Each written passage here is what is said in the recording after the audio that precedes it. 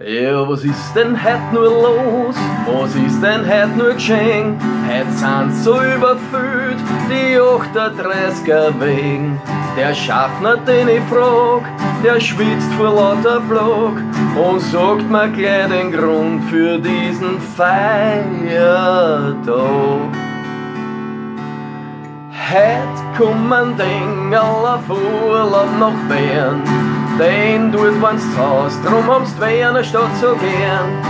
Hören dann die Schrammen und singen dazu, Lädeln beim Weinderl, die kriegen gar nicht genug.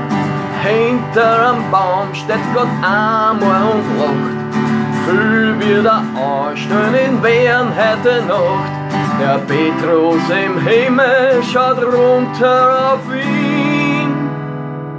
Wiener Leid, Wiener gefreut, da liegt was drin.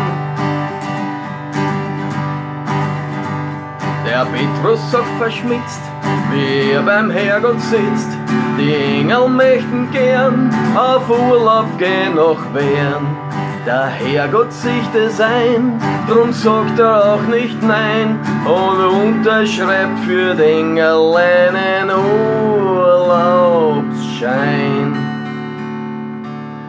Heut kommen Dingerl auf Urlaub nach Bern, den dort waren's zu Haus, drum haben's die Wiener Stadt so gern. Hören dann die Schrammen und singen dazu, Lädeln beim Weinderl, die kriegen gar nicht genug. Hinter am Baum steht Gott einmal und lacht, viel wieder anstehen in Wien heute Nacht.